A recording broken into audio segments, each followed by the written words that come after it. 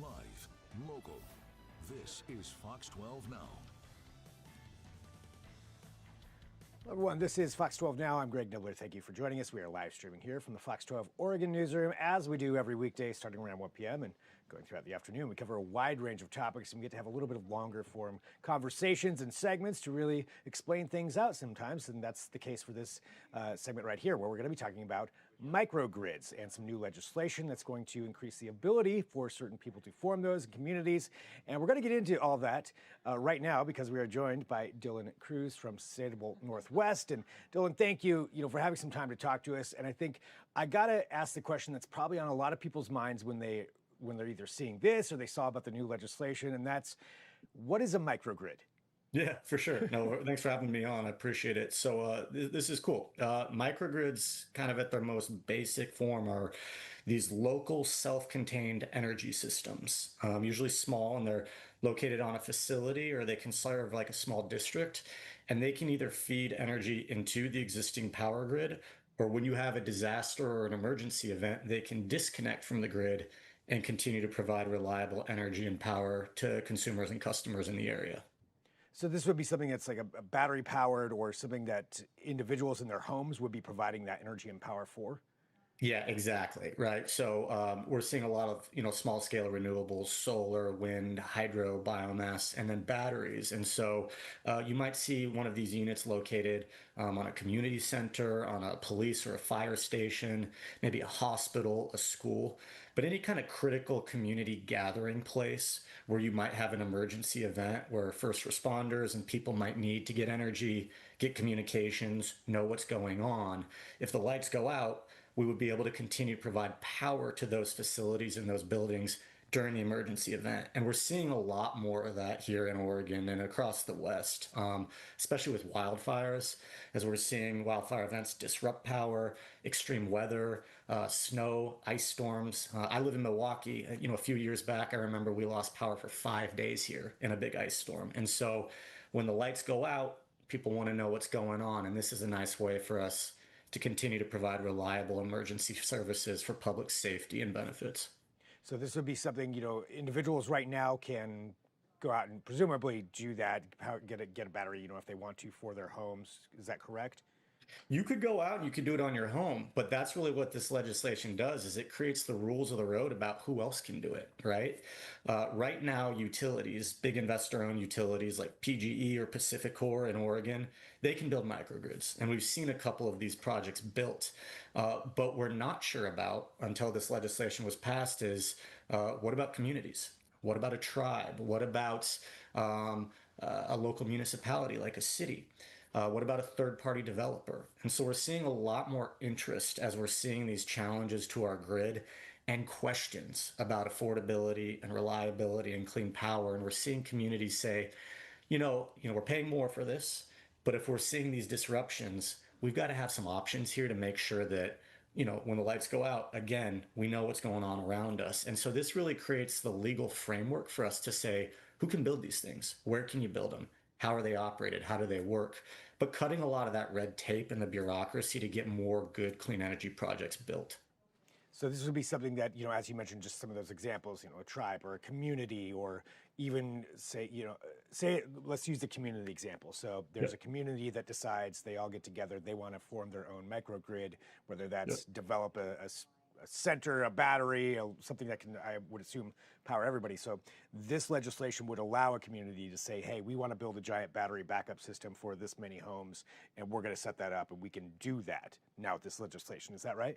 Exactly. And it's basically going to allow us to, again, create that framework, the rules of the road. So the next steps is we'll go in front of the Public Utility Commission, which regulates energy projects and development. And we'll be making the case to say, here's how we'd like it to work. And so the PUC will ultimately work with stakeholders, work with partners, and they'll work through these questions, and they'll make sure that we have clear operating frameworks. We understand who can do this. We make sure there's not legal barriers to it. And we make sure that it's cost effective, that it doesn't raise prices for people. So you get the benefits of these microgrids, who can do it. You get some more investment, some more third-party private capital in. And then obviously we try to mitigate some of these disruptions that we're seeing. And so when you're talking about that, as far as that legal framework, and and getting involved on that side of things. I mean, honestly, who would be paying for building these kinds of systems, these microgrids? Yeah, that's exactly what we're looking to clarify as part of this process, because that's the question that's been raised is, yeah, this is a neat idea, but we need to make sure that we benefit from it. So the Public Utility Commission will help create those standards and those rules about it. And then if a developer or a city comes forward, they'd have an application and they'd say, here's who's it going to serve. Here's how we're going to pay for it. Here's who's going to pay for it. And this will basically just create the consistency and, again, the sideboards to make sure that we do this right, we do it legally, and that we don't have a lot of the disagreements and the lawsuits, frankly, that have held us back from getting more of these projects built. But this is really pretty cutting edge stuff. Oregon's probably leading the nation right now in terms of how ambitious this legislation is. And we're seeing a lot of other interest and demand from other states that are saying we want to do the same thing, but we've kind of been waiting for this first domino to fall to see how this can work and see more replication of good ideas like this. What are some of the major obstacles that remain, I mean, even after this legislation, to fully implementing something like this? Yeah, we've got to go through the process, again, of making sure the regulatory frameworks are in place. It's, a lot of nitty gritty work in the weeds. It'll take some time, about a year to 2 years to make sure that everything is ironed out. We have all the details. And then ultimately, communities, businesses, third party developers, tribes, they're going to have to come forward with their ideas, make the case, put in those applications and get projects built. So the work still has to be done. You still got to go through the review process. You still got to make sure that it's well capitalized and funded to do it. But if we can cut that red tape and we can limit some of those bottlenecks and barriers, I think we can get more done. Because right now we've got a bunch of these projects that people are talking about doing, but we just haven't had this clarity, and people have been kind of tied up in court and just in that process for a long time. And look, we've got really aggressive clean energy laws and mandates in Oregon. We're having these disruptions. We're seeing more emergency events. People are frustrated with their power rates going up. We think this can help ease that. You want reliable power, you want available power, affordable power, and you want clean power. To get there, that's going to take an all of the above approach, and we think that microgrids can help. And what's the response been from the major utility companies? Have you heard anything from them about this type of legislation? Yeah, they have a lot of the same questions that you've raised here, right? Yeah. That they always do. If we're going to use the grid, what are the rules of the road? How's that going to work? When are you plugged in? When do we benefit from it? When are you islanding and disconnecting? What are our obligations? Who's paying for this? Let's make sure that people are benefiting. Those are the questions that we'll work through with the Public Utility Commission. We'll sit down with utilities and we'll sit down with advocates, communities, developers. We'll work through those details and make sure we make the right choices. Yeah, it's a really interesting concept and way to, how you said, mitigate some of those issues that no matter who you are, where you stand here in the Northwest, we've all had those issues, and it's going to be a constant thing, whether it's a nice storm or some kind of power outage, fire, whatever it may be. Southwest Oregon down there, Talent, Phoenix, that area, a couple years ago, those communities had over 50 grid outages during the summer because of those wildfire events. And we're going to see more of that because the utilities, they have to down power those power lines to prevent more wildfires. That's their responsibility to keep people safe. But the trade-off there is, the lights go out for a while, and it's not just the lights. It's your ability to have communications, to charge your phone. It's food that people have in their refrigerator. It's access to medicine. It's elderly populations that don't know what's going on. And there's a real social trade-off there, right? That when people get disconnected, we kind of take these things for granted.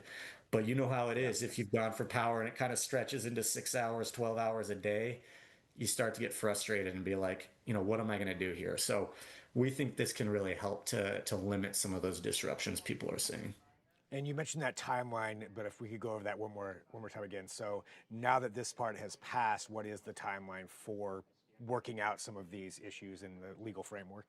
Yeah, so session just ended. These bills were just signed last week. It takes a little time to things get processed. And then we're still awaiting direction from the regulators about initiating that process. I anticipate, we're looking at 12 to 18 months probably from start to finish to get this done, but remains to be seen until the wheels get turning in motion. So we still got some work ahead of us, but a really, really important first step, some good momentum, and I hope we're able to get there quickly. Nice. Well, Dylan, really quick too, could you also tell us about Sustainable Northwest? Yeah, absolutely. So, Sustainable Northwest, we're a conservation nonprofit. We're located in the Portland area, but we work across Oregon and Washington. We're really focused on fixing some of our toughest environmental challenges without sacrificing the bottom line. So, wildfire, climate change, clean energy, clean water, green building, healthy food. If you've been through the Portland airport and the new expansion there, all of the wood in the ceiling, the floor, I mean, that's beautiful. That all went through Sustainable Northwest.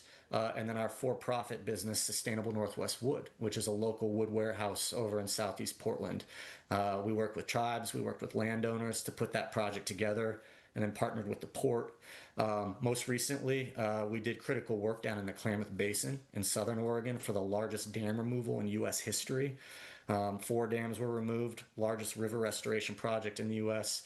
But we're doing a lot on wildfire, on forest health, clean energy, obviously, healthy food, green building, and then water management strategies. But our emphasis is really getting on the ground, working with landowners, working with businesses, working with customers, and saying, you want sustainable, healthy landscapes. You want to restore these landscapes. Let's do it in a way that works for your bottom line, that you can invest in, you can be a part of, good for the community, good for the economy, and then good for the environment. That's what we're all about. Nice, coming to those solutions that work for everybody on all those That's different right. angles. Exactly. It's that triple bottom line. We believe it can work, and we've got great examples of it already happening here in the Portland area and across the region. Well, for people who want more information on that, what's the best place for them to go?